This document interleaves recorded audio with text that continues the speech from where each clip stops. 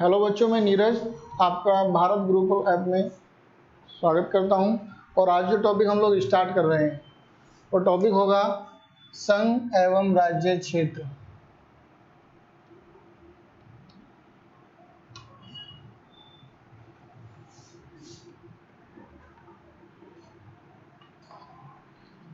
हमारे संविधान का पहला भाग होता है।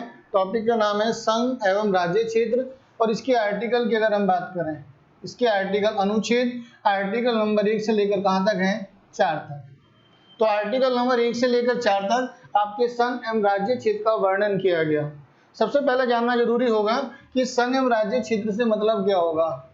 अगर हम संघ से बात करें तो संघ से मतलब होता है केंद्र शासित।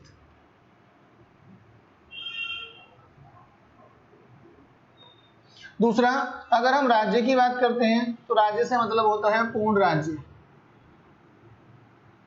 अगर हम भारत की बात करें तो भारत में जो है दो ही तरह के स्टेट पाए जाते हैं। उसमें कुछ कैसे हैं, केंद्र शासित होते हैं। केंद्र शासित हमेशा किसके अंडर में रहेंगे, तो ध्यान रखना, अंडर सेंट्रल गवर्नमेंट। ये अंडर सेंट्रल गवर्नमेंट होते हैं। जो कि पूर्ण राज्य होते हैं, वो पूर्ण राज्य किसके होंगे, तो अंडर स्टेट गवर्नमेंट। यहाँ पर स्टेट गवर्नमेंट का शासन चलता है। यहाँ पर सेंट्रल गवर्नमेंट का किसी भी तरह का कोई हस्तक्षेप नहीं होता। तो अगर बात की जाए, संघ से मतलब होता है केंद्र शासित। और केंद्र शासित अगर हम वर्तमान की बात करते हैं कि वर्तमान में हमारे यहाँ पर टोटल केंद्र शासित स्टेटों की संख्या कितनी है, तो 2019 तक के अगर डाटे को हम एनालाइज करें, 2019 का डाटा है, तो 2019 में हमारे यहाँ पर केंद्र शासित स्टेटों की संख्या हुआ करती थी कितनी, तो 7 थी। और पूर्ण राज्यों की संख्या कितनी थी, तो यहाँ पर 29 हुआ करती थी। यानी कि इक्वल टू टोटल कितने हो गए, तो 36 स्टेट। इन 36 स्टेटों का निर्माण कब, कैसे, किन के द्वारा हुआ, किन परिस्थितियों में हुआ, ये सारे की सारी चर्चा किसमें होगी, तो आपके भाग फर्स्ट में होगी। भाग फर्स्ट में और आर्टिकल नंबर 1 से लेकर 4 के बीच में होगी। आर्टिकल नंबर 1 से लेकर 4 तक के अलावा कोई भी हमारे संविधान का ऐसा आर्टिकल नहीं है जो किसी भी स्टेट के निर्माण, उसका क्षेत्र घटाना या बढ़ाना या उसका नाम चेंज करना हो, इससे संबंधित हो। हमारे पूरे संविधान में सिर्फ आर्टिकल नंबर 1 से लेकर 4 तक, यानी कि आर्टिकल नंबर 1, 2, 3 और 4, ये 3 ही आर्टिकल ऐसे हैं जहां पर स्टेटों के संबंध में जानकारी है। अब क्या होता है, तो संघ एवं राज्य क्षेत्र को हम लोगों ने क्या काम किया, इसे पढ़ने की दृष्टि से इसे छोटे छोटे भागों में डिवाइड कर लिया। और हमने क्या काम किया, इसका पहला टॉपिक जो होता है, यानी कि आजादी के समय की बात की। भाई आजादी के समय तो हमारे भारत में कोई स्टेट था नहीं। क्या थे, तो जिस समय पर 15 अगस्त 1947 को 15 अगस्त 1947 को जब हमारा देश आजाद हुआ, तो आजादी के बाद भारत की क्या स्थिति थी, तो उस समय भारत में टोटल रियासतें हुआ करती थी। यानी कि आजादी के समय पर कोई भी स्टेट नहीं था। तो था क्या, तो यहाँ पर रियासतें हुआ करती थी। रियासतों के विषय में बताना चाहूंगा कि जिस तरह से हम देखते हैं कि आज वर्तमान में हमारे यहाँ पर 28 पूर्ण राज्य, 29 पूर्ण राज्य हैं। ये आज वर्तमान की है। लेकिन अगर हम बात करें स्टार्टिंग में 15 अगस्त 1947 को जब हमारा देश आजाद हुआ था, उस समय पर हमारे यहाँ पर कोई भी स्टेट नहीं था। क्यों, क्योंकि एक नॉर्मल सा जीके का क्वेश्चन बनता है कि अगर पूछा जाए कि भारत का फर्स्ट स्टेट, भारत का सबसे पहला स्टेट कौन सा था जिसका निर्माण हुआ, तो वो स्टेट का नाम था आंध्र प्रदेश। तो भारत में बनने वाला सबसे पहला स्टेट आंध्र प्रदेश था। और ये आंध्र प्रदेश कब बना था, तो 1 अक्टूबर 1953 को, जो कि तेलुगु भाषा के आधार पर निर्माण हुआ। जब 1 अक्टूबर 1953 को बनने वाला भारत का सबसे पहला स्टेट आंध्र प्रदेश था, तो सीधी सी बात है 1947 में कोई भी स्टेट नहीं थे। जब स्टेट ही नहीं थे तो क्या थे, तो मेरे भाई जिस समय पर हमारा देश आजाद हुआ उस समय पर रियासतें थी। रियासतों से मतलब क्या होगा, यानी कि भारत में जो था, एक तरह से मान के चलिए जैसे हमारा यूपी है, यूपी उस समय एक रियासत के रूप में मान लीजिए। यूपी हुआ, मध्य प्रदेश हुआ, आंध्र प्रदेश हुआ, ये सब क्या थी, रियासत। तो हमने सबसे पहला टॉपिक बनता है रियासतों से। हम पहली बार 4 स्टेटों का निर्माण करेंगे और उन 4 स्टेटों का नाम क्या रखा गया, तो रियासतों से ए, ब, स और द का बनना। तो पहला टॉपिक हुआ रियासतों से ए, ब, स, द का बनना। बाद में क्या हुआ, इसमें कुछ परिवर्तन होता है। स्टेट कौन से मिले अब हमें, ए, ब, स और द। इसमें परिवर्तन किया और भारत में पहली बार कुछ पूर्ण राज्य और कुछ केंद्र शासित स्टेटों को बनाने का प्रोसीजर स्टार्ट हुआ। और यहाँ पर ए, ब, स को तोड़ते हुए भारत में पहली बार 14 पूर्ण राज्य बनाए गए और प्लस यहाँ पर पहली बार 6 केंद्र शासित स्टेटों का निर्माण किया गया। पहला टॉपिक होगा रियासतों से ए, ब, स, द का बनना। दूसरा होगा ए, ब, स, द से 14 पूर्ण राज्य और 6 केंद्र शासित का बनना। और तीसरा टॉपिक, इन 14 पूर्ण राज्यों और 6 केंद्र शासित राज्यों में फिर कुछ परिवर्तन होगा और परिवर्तन करने के बाद इन 14 पूर्ण राज्यों को तोड़कर यहां पर स्टेट बना दिए। कितने, 28 पूर्ण राज्य बना दिए गए। और प्लस जो यहाँ पर 6 केंद्र शासित स्टेट हुआ करते थे, इन 6 केंद्र शासित स्टेटों को फिर तोड़ मरोड़ कर 7 केंद्र शासित बनाए गए। केंद्र शासित बनाए गए। ये डाटा कब तक का है, तो मेरे भाई ये 2018-19 का डाटा है। जैसे कि हम लोग जानते हैं 2019 के लास्ट में आर्टिकल नंबर 370 खत्म करते हुए जम्मू कश्मीर जो कि एक पूर्ण राज्य हुआ करता था, उसको पूर्ण राज्य से हटाकर केंद्र शासित स्टेट बना दिया गया। तो यहाँ पर अब हमें करंट में एक टॉपिक और जोड़ना होगा। इन 28, अब क्या है, 28 पूर्ण राज्य हैं और प्लस केंद्र शासित कितने हुए, 7। केंद्र शासित हुए कितने, 7। अब वर्तमान में अगर हम बात करें, कहाँ की बात चल रही है, वर्तमान की। आज 2020 में हमारे यहाँ पर क्या स्थिति है, तो मेरे भाई 7 केंद्र शासित नहीं है। आज जो केंद्र शासित स्टेटों की संख्या है कितनी है, 8। और यहाँ पर 28 पूर्ण राज्य जो थे वो बाद में 29 हुए और 29 से तोड़कर फिर कितने हो गए, तो 28 हैं भाई। तो अगर बात में इस बात पर विचार किया जाए कि वर्तमान में हमारे यहाँ पर पूर्ण राज्यों की संख्या कितनी है, 28 और केंद्र शासित कितने हैं, 8। कब है, 2020 में। ये तब है, जैसे हाल फिलहाल में 2020 में आपने एक क्वेश्चन सुना होगा, ये करंट का क्वेश्चन था कि आज वर्तमान में किन 2 केंद्र शासित स्टेटों को मिलाकर एक केंद्र शासित का निर्माण किया गया है। तो मेरे भाई दादर नागर हवेली और प्लस दमन दीव,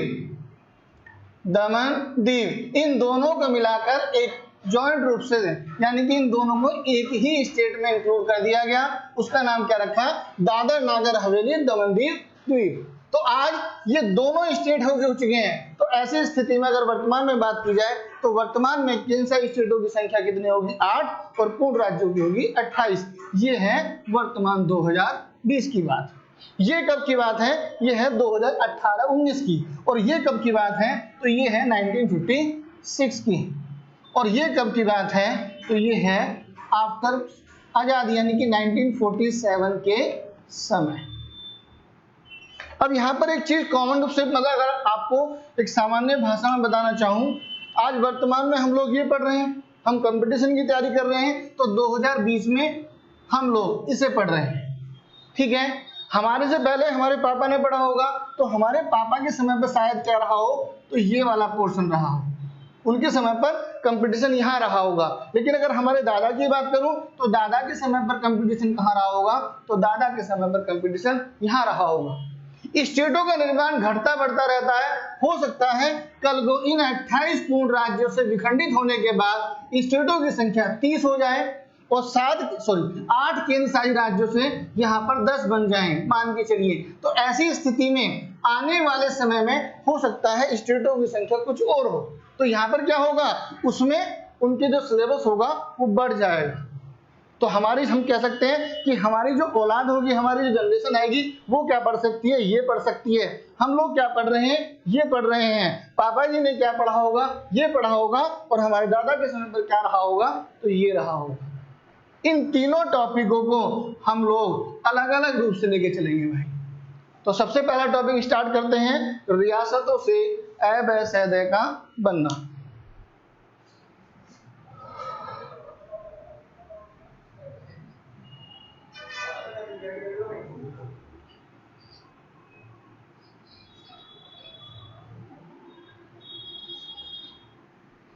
टॉपिक है सबसे पहला, यानी कि भाग फर्स्ट को हमने 3 या 4 छोटे छोटे भागों में डिवाइड कर दिया, और डिवाइड करने के बाद सबसे पहला भाग होता है, तो हमने उठाया रियासतों से।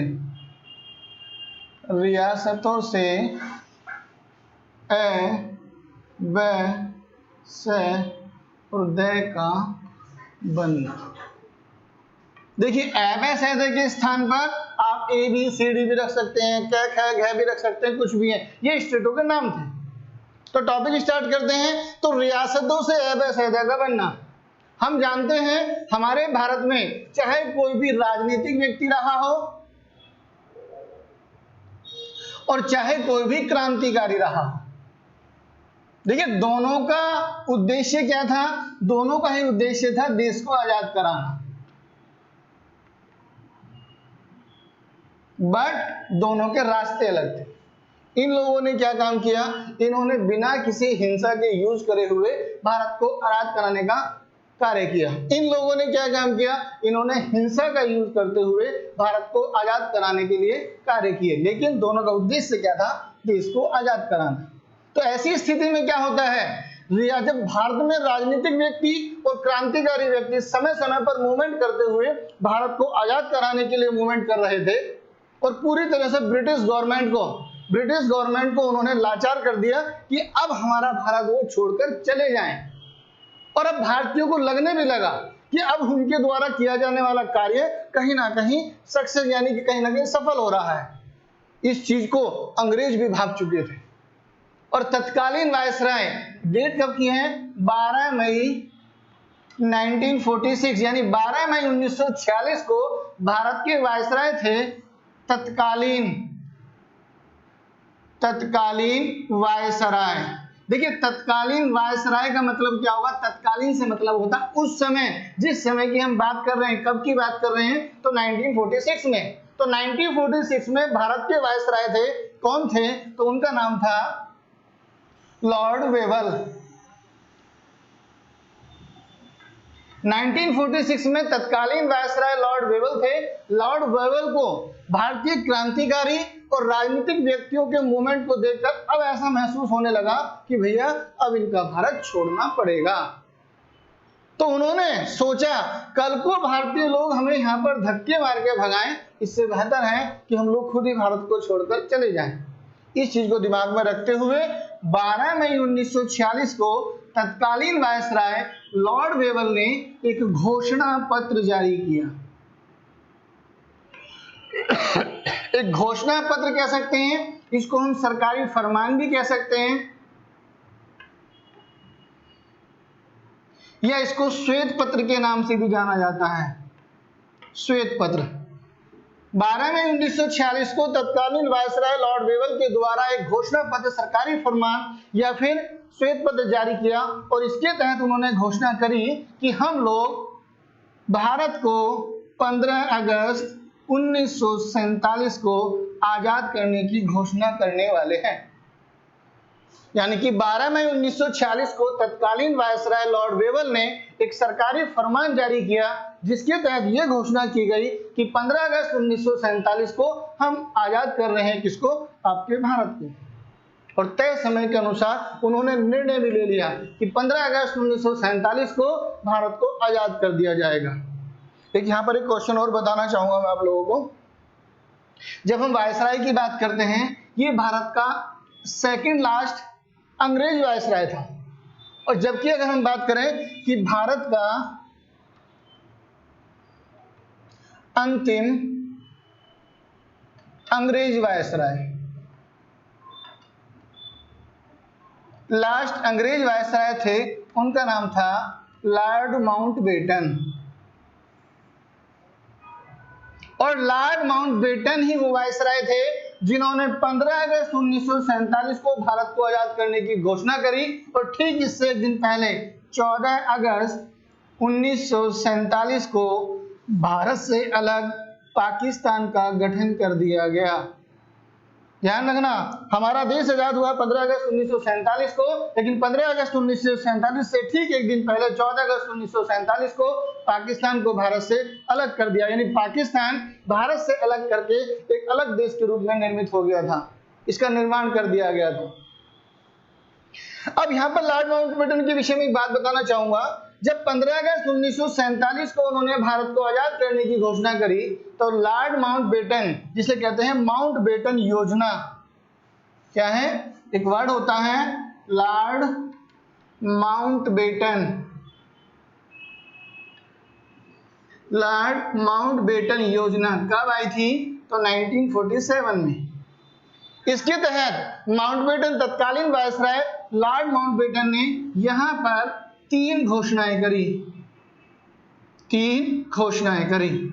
इसमें सबसे पहली घोषणा क्या थी? उन्होंने कहा 15 अगस्त 1947 को भारत आजाद कर दिया जाएगा।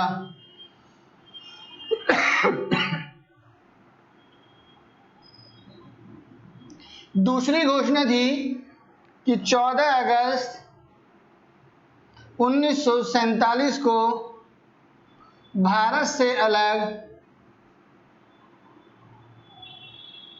पाकिस्तान का निर्माण किया जाएगा। पाकिस्तान का निर्माण होगा।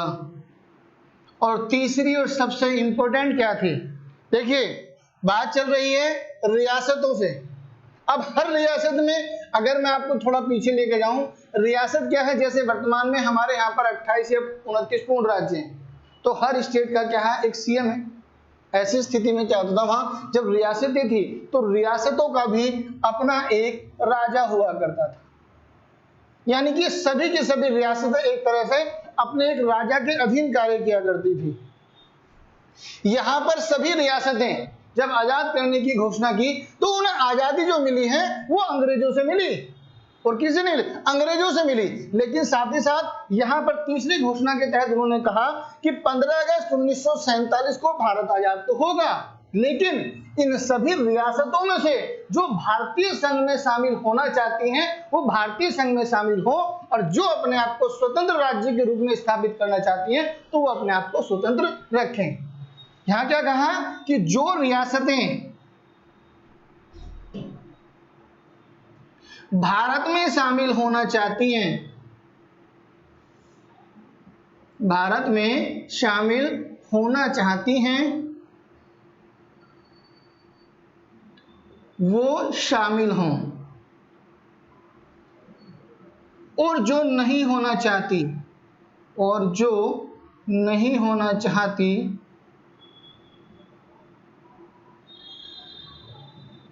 वो स्वतंत्र रह सकते हैं।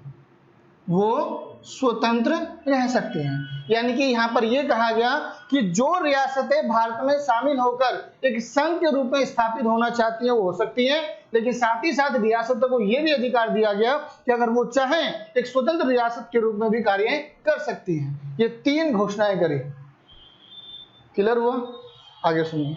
यहां पर 3 घोषणाएं करने के बाद तय समय पर 15 अगस्त 1947 को भारत को आजाद कर दिया गया। आजाद कर दिया तो अगर पूछा जाए कि जिस समय पर देश आजाद हुआ उस समय पर टोटल रियासतें, तो आजादी के समय टोटल रियासतों की संख्या कितनी थी? तो मेरे भाई यहां पर टोटल रियासतों की संख्या थी 559, 559 रियासतें थी। कितनी थी? 559 रियासतें हुआ करती थी। इन सभी रियासतों को यह आदेश दिया गया, यह अधिकार दिया गया कि वो चाहें तो एक स्वतंत्र भारत के रूप में रहते हुए स्वतंत्र भारत में शामिल भी हो सकती हैं, यानी कि एक संघ में शामिल भी हो सकती हैं, और चाहे तो वो एक स्वतंत्र राज्य का निर्माण भी कर सकती है। क्लियर हुआ? ध्यान दीजिए। टॉपिक है रियासतों से एबे-सैदा का बनना। राजनीतिक और क्रांतिकारी व्यक्ति देश को आजाद कराने के लिए मूवमेंट कर रहे थे। तत्कालीन वायसराय कौन थे? Lord Wavell. कब की बात है? 12 मई 1946 को। राजनीतिक व्यक्ति और क्रांतिकारी व्यक्तियों के मूवमेंट को देखकर लॉर्ड वेवल ने 12 मई 1946 को एक श्वेत पत्र जारी किया, एक घोषणा पत्र जारी किया, जिसके तहत यह घोषणा की गई कि 15 अगस्त 1947 को भारत आजाद कर दिया जाएगा। उसके बाद अंतिम अंग्रेज वायसराय लॉर्ड माउंटबेटन थे। इनके द्वारा माउंटबेटन योजना प्रस्तुत की गई और माउंटबेटन योजना में 3 घोषणाएं करी गई। घोषणा तो बहुत हुई थी, लेकिन 3 फेमस हुआ करती थी। पहली क्या थी? 15 अगस्त 1947 को भारत आजाद कर दिया जाएगा। 14 अगस्त 1947 को भारत से पाकिस्तान अलग होगा। और तीसरी थी कि एक भारतीय संघ का निर्माण भारतीय अपनी इच्छा के अनुसार कर सकते हैं और जो रियासतें भारतीय संघ में शामिल होना चाहती हैं वो अपनी रियासतें शामिल हों और चाहें तो वो एक स्वतंत्र राज्य के रूप में भी अपने स्टेट का निर्माण कर सकती हैं। यानी कि जो चाहें वो भारत सरकार के अधीन भी रह सकती हैं और चाहें तो वो एक स्वतंत्र राज्य के रूप में कार्य कर सकती हैं, यानी कि अपना स्वतंत्र राज्य स्थापित कर सकती हैं। Topic clear? आगे सुनिए। तो टॉपिक चल रहा है रियासतों से एबे-सैदा का बनना, जिसमें मैंने बताया डेट कब की है? 12 मई 1946 को। 12 मई 1946 को तत्कालीन वायसराय हुआ करते थे लॉर्ड वेवल। लॉर्ड वेवल के द्वारा एक घोषणा पत्र जारी किया गया, जिसमें भारत की सभी रियासतों को 15 अगस्त 1947 को आजाद करने की घोषणा करते हुए 15 अगस्त 1947 को भारत आजाद कर दिया गया। तो यहां पर क्या है? आजाद। आजादी कब मिली मेरे भाई? तो इन 15 अगस्त 1947 पूरा देश आजाद कर दिया। आजादी के समय टोटल रियासतें कितनी थी? तो 559 सारी रियासतें थी। अब ध्यान दीजिए, तो आजादी के समय पर टोटल रियासतें 559 थी, सारी रियासतें आजाद कर दी। मान के चलिए ये हमारा भारत।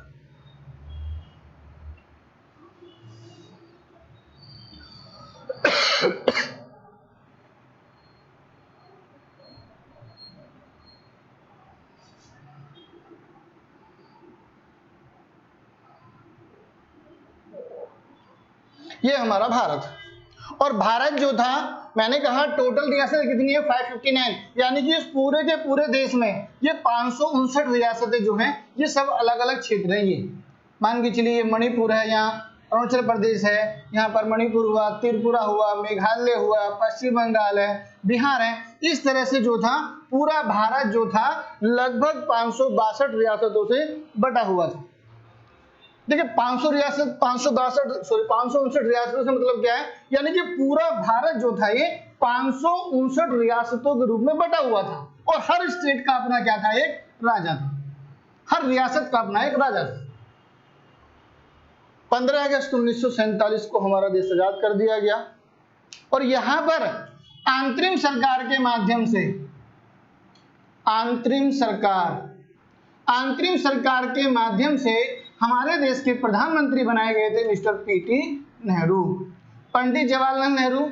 जबकि भारत के गृह मंत्री उस समय पर गृह मंत्री कौन थे? मिस्टर वल्लभ भाई पटेल। मिस्टर वल्लभ भाई पटेल। अंतरिम सरकार के माध्यम से पीटी नेहरू और गृह मंत्री वल्लभ भाई पटेल बनाए गए। अब जब रियासतें सारी आजाद कर दी गई, अंग्रेजों ने भारत छोड़कर जाने का निर्णय लिया और भारत छोड़कर चले भी गए और 15 अगस्त 1947 को देश आजाद कर भी दिया। सारी रियासतें 559 रियासतें जो थी वो आजाद कर दी गई। लेकिन भैया आपके लॉर्ड माउंटबेटन ने जाते जाते एक बीज बो दिया था। उसने कहा था कि जो रियासतें भारतीय संघ में शामिल होना चाहती हैं वो हों और जो नहीं होना चाहती वो अपना एक अलग देश बनाकर या अलग क्षेत्र बनाकर निवास कर सकती हैं। ऐसी स्थिति में कुछ रियासतों ने तो सोचा होगा कि भैया हम तो शामिल होते ना इसमें, मना करे। तो ऐसी स्थिति में क्या होता है, अब पीटी नेहरू के सामने सबसे बड़ी समस्या क्या थी, ये 559 रियासतें अलग अलग देशों के रूप में सारी की सारी बटी हुई थी, सब स्वतंत्र शासन कर रही थी। अब भैया स्वतंत्र रह रही हैं, हमारे देश में पहले पुर्तगाली आए, फिर डच आए, फिर अंग्रेज आए, डेन आए, फ्रांसीसी आए, इनका इतना लंबा शासन क्यों रहा? शासन होने का सबसे बड़ा कारण क्या था, इन सारी की सारी रियासतों का एक जगह इकट्ठा ना होना। अगर ये सारी रियासतें एक इकट्ठा एक संघ के रूप में शासन करती तो शायद कोई विदेशी ताकत यहाँ पर आकर शासन नहीं कर सकती थी। अब पीटी नेहरू ने सोचा कि भैया देश तो आजाद कर दिया, लेकिन समस्या ये है सारे के सारे स्टेट, सारे की सारी रियासतों के अपने अलग अलग राजा हैं। अगर ये अलग अलग इसी तरह से रहेंगे तो फिर कोई अंग्रेज, फिर कोई पुर्तगाली आएगा और हमारे भारत पर शासन करना स्टार्ट कर देगा। सोच अच्छी थी, क्योंकि अगर किसी स्टेट का निर्माण करना है, किसी संघ का निर्माण करना है, तो उन सभी को इकट्ठा होकर बैठाना पड़ेगा। अब पीटी नेहरू ने सोचा और पीटी नेहरू ने इन सभी की सभी रियासतों को इकट्ठा करने की जिम्मेदारी किसे सौंप दी, वल्लभ भाई पटेल जी को। सरदार वल्लभ भाई पटेल जी से कहा कि पटेल जी, मैं इन सभी रियासतों को एक भारतीय संघ में मिलाना चाहता हूँ, इन सभी को इकट्ठा करके एक ग्रुप में एक पूरे के पूरे संघ का निर्माण करना चाहते हैं, लेकिन सारी की सारी रियासतें अपनी अलग अलग घूम रही हैं। तो मैं आपको जिम्मेदारी सौंपता हूं कि आप चाहे इन्हें कुछ भी समझाइए, इन्हें अगर पैसा देना है पैसा दीजिए, प्रलोभन देना है प्रलोभन दीजिए, मारो पिटो छेतो कुछ भी करो, इन सारी की सारी रियासतों को इकट्ठा करके एक भारतीय संघ का निर्माण करो। उन्होंने ये कहा, किससे कहा? वल्लभ भाई पटेल जी से। वल्लभ भाई पटेल जी का एक सचिव हुआ करता था, इनका एक सचिव थे, उनका नाम था वीपी मेनन। ये क्वेश्चन पूछा गया था कि अंतरिम सरकार के माध्यम से वल्लभ भाई पटेल जो गृह मंत्री अपॉइंट किए गए थे, उनके सचिव का नाम क्या था? तो सचिव का नाम था वीपी मेनन। अब पटेल जी अपने सचिव वीपी मेनन के साथ में उन्होंने कहा कि हम सारी रियासतों को इकट्ठा करेंगे, यानी कि पीटी नेहरू ने सारी रियासतों को इकट्ठा करने की जिम्मेदारी वल्लभ भाई पटेल जी को दी और पटेल जी अपने सचिव वीपी मेनन के साथ में इन सभी रियासतों को इकट्ठा करने के लिए चल पड़े और चल दिए। और चलने के बाद कहा जाता है कि वल्लभ भाई पटेल और सचिव वीपी मेनन ने भारत की लगभग सभी रियासतों में जाकर उनके हुक्मरान, उनके राजा या उनके सुल्तानों से बात करी और उनके सामने ये रखा कि अगर हम लोग अलग अलग स्वतंत्र राज्य के रूप में रहते हैं तो फिर कोई विदेशी ताकत आकर हम पर शासन कर सकती है, इसलिए ये अच्छा रहेगा कि हम लोग एक भारतीय संघ के रूप में निर्मित हो जाएं और कोई एक राजा शासन के रूप में शासन करे, यानी कि इन रियासतों को इकट्ठा करें। तो कहा जाता है लगभग सभी रियासतों ने परमिशन दी कि हम भारतीय संघ में शामिल होने के लिए तैयार हैं, लेकिन कुछ रियासतें ऐसी थी जिन्होंने शामिल होने से मना कर दिया। उससे पहले एक चीज और बताना चाहूंगा, जब सभी रियासतों ने भारतीय संघ में शामिल होने की परमिशन दी तो ऐसी स्थिति में वीपी मेनन के द्वारा पटेल जी के सामने एक क्वेश्चन रखा गया कि पटेल जी, आज तो ये लोग कह रहे हैं कि हम भारतीय संघ में शामिल होने के लिए तैयार हैं, कल को हो सकता है मना कर दें, इसलिए एक काम किया जाए, इनके लिए किसी घोषणा पत्र या किसी विलय पत्र पर सिग्नेचर करा लिया जाए, यानी कि एक एफिडेविट ऐसा बनाया जाए कि जिस पर सिग्नेचर करने के बाद कोई भी रियासत भारतीय संघ से अलग नहीं हो सकती। और इसके साथ में यहां पर वल्लभ भाई पटेल के द्वारा एक विलय पत्र जारी किया गया, विलय पत्र। उस विलय पत्र का नाम विलय पत्र भी कहा जाता है या इसका दूसरा नाम होता है इंस्ट्रूमेंट ऑफ एक्सेशन पत्र। यह विलय पत्र इस बात का साक्ष्य था कि जिस रियासत ने भारतीय संघ में शामिल होने के लिए मंजूरी देने के बाद इस पर सिग्नेचर कर लिए, वो रियासत चाहकर भी भारतीय संघ से अलग नहीं हो सकती। और इस तरह से लगभग भारत की सभी रियासतों ने इंस्ट्रूमेंट ऑफ एक्सेशन पत्र पर सिग्नेचर करके स्वयं को भारतीय संघ में शामिल होने की मंजूरी दे दी। लेकिन मेरे भाई, यहां पर 3 रियासतें ऐसी थी जिन्होंने भारतीय संघ में शामिल होने से बिल्कुल मना कर दिया। उन्होंने कहा कि हम तो एक स्वतंत्र देश के रूप में ही यहाँ पर शासन करेंगे। वो 3 रियासतें कौन सी थी जिन्होंने भारतीय संघ में शामिल होने के लिए मना कर दिया? तो ध्यान दीजिए, 3 रियासतें जिन्होंने भारतीय संघ में शामिल होने से मना किया, तो सबसे पहली थी हमारी जम्मू एंड कश्मीर, दूसरी हुआ करती थी हैदराबाद, और तीसरी थी जूनागढ़। कौन सी थी? जूनागढ़। तो ये 3 रियासतें ऐसी थी जिन्होंने भारतीय संघ में शामिल होने से मना कर दिया। लेकिन भाई आज हैदराबाद हमारे भारत का हिस्सा है, आज जूनागढ़ भी हमारे भारत का हिस्सा है, और हाल फिलहाल में जम्मू कश्मीर को भी हमारे यहाँ पर पूर्ण रूप से भारतीय संघ में शामिल कर लिया गया। तो इन सभी रियासतों को इकट्ठा तो किया होगा, तो ये कब करा, कैसे करा, ऐसी कौन सी कार्रवाई करी थी, अब इन बातों पर चर्चा होगी कि फिलहाल इन सभी रियासतों, इन 3 रियासतों को कब, कहां और कैसे शामिल किया गया। ठीक है।